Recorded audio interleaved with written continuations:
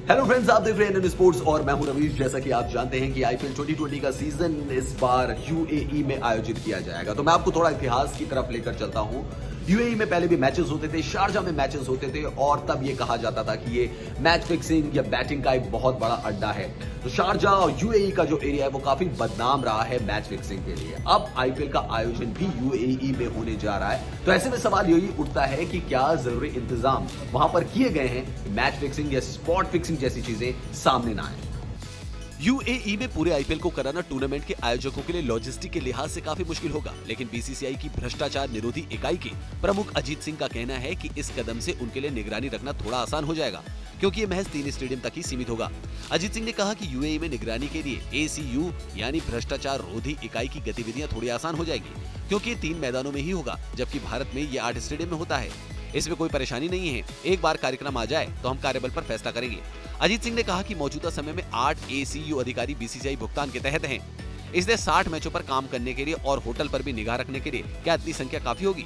अजीत सिंह राजस्थान के पूर्व top police अधिकारी रहे हैं। उनका मानना है कि निर्भर करेगा कि किस तरह का बायोसेफ एनवायरनमेंट तैयार किया गया है। उन्होंने कहा कि तरीकों के बारे में कुछ भी टिप्पणी करना जल्दबाजी होगी, क्योंकि हमें देखना होगा कि किस तरह का बायोसेफ एनवायरनमेंट बनाया गया है। अगर हमें और लोगों की जरूरत होगी तो हम उन्हें रखेंगे। जैसा कि आप जानते हैं कि आईपीएल के 13वें सीजन का आयोजन यूएई में हो रहा है। 51 दिन तक चलने वाले इस टूर्नामेंट में 60 मैचेस खेले जाएंगे। 19 सितंबर से लेकर 8 नवंबर तक आईपीएल का आयोजन हो रहा है। आईपीएल के जो मैचेस हैं वो दुबई, शारजा, अबू धाबी में खेले जाएंगे। जैसा कि आप जानते हैं कि दुबई में आईसीसी का हेडक्वार्टर भी है। ऐसे में अजीत सिंह क्या कुछ कह रहे हैं वो आपको बताते हैं। अजीत सिंह ने कहा कि दुबई में अंतर्राष्ट्रीय क्रिकेट परिषद यानी आईसीसी का मुख्यालय तो है, अगर जरूरत पड़ी तो बीसीसीआई आईसीसी से मदद ले सकता है, क्योंकि उसके पास एसीयू अधिकारियों की अच्छी खासी संख्या है और उन्हें सैलरी पर रखा जाता है।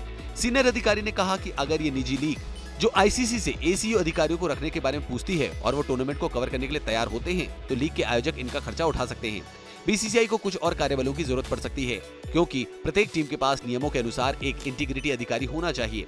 फ्रेंचाइजी के वरिष्ठ अधिकारी ने नियमों को स्पष्ट करते हुए कहा कि बीसीसीआई आईपीएल के दौरान प्रत्येक टीम के लिए एक इंटीग्रिटी अधिकारी नियुक्त करेगी। अब वे जैव सुरक्षित वातावरण अगर बनता है तो उसका हिस्सा होंगे या नहीं हमें नहीं पता, लेकिन इंटीग्रिटी अधिकारी पूरी तरह से उनके तहत आता है। यूएई से अक्सर मैच फिक्सरों, सट्टेबाजी, बैटिंग की खबरें सामने आती रहती है और इसको लेकर अजीत सिंह ने क्या कुछ कहा वो भी आपको बताते हैं। यूएई का इतिहास सट्टेबाजों और मैच फिक्सरों के लिए काफी चर्चित रहा है, लेकिन एसीयू प्रमुख को पूरा भरोसा है कि टूर्नामेंट के शिफ्ट होने से सूचना हासिल करने में कोई परेशानी नहीं होगी। उन्होंने कहा कि जो भी सट्टेबाज या फिक्सर शामिल होता है तो ये सभी एक दूसरे से जुड़े होते हैं।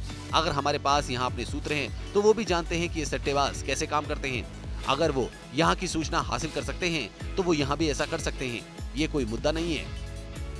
इस बीच आपको यह भी बता दें कि जब पूरी दुनिया में लॉकडाउन चल रहा था उस वक्त भी आईसीसी ने वार्निंग दी थी कि ये मौका हो सकता है मैच फिक्सर्स के लिए और जो बैटिंग करते हैं उनके लिए कि वो खिलाड़ियों से संपर्क करें और उनको इन्फ्लुएंस करने की कोशिश करें। कोरोना वायरस की वजह से लॉकडाउन के कारण जब पूरी दुनिया थमी हुई थी, तब मैच फिक्सर्स अपने काम में पूरी तरह से एक्टिव हो गए थे। उसी दौरान आईसीसी की एंटी करप्शन यूनिट के प्रमुख एलेक्स मार्शल ने कुछ चौंकाने वाली बातें कही थी। उन्होंने कहा था कि फिक्सर्स खिलाड़ियों के साथ संपर्क करने का प्रयास में लग चुके हैं। इसके लिए आईसीसी खिलाड़ियों के साथ बातचीत कर रही है और ऐसे लोगों को बचाने के लिए उन्हें टिप्स भी दिए जा रहे हैं। आईसीसी खिलाड़ियों को लेकर सुनिश्चित कर रही है कि वो सभी भ्रष्ट लोगों के संपर्क में खतरों को लेकर सतर्क रहें। तब भी अजीत सिंह ने कहा था कि उन्हें इस खतरे की ज्यादा चिंता नहीं है। उनका कहना था कि भारतीय खिलाड़ी फिक्सिंग करने वालों के काम करने के तरीके से अच्छी तरह से वाकिफ हैं। उन्होंने कहा था कि फिक्सिंग को लेकर कुछ भी संदिग्ध होने पर वो तुरंत बीसीसीआई को इसकी रिपोर्ट सौंप देंगे। तो उम्मीद यही की जानी चाहिए कि आईपीएल साफ सुथरे माहौल में पूरे रोमांच के साथ खेला जाएगा। और ज्यादा जानकारी के लिए आप हमारे YouTube sports channel NN sports को सब्सक्राइब कर सकते हैं।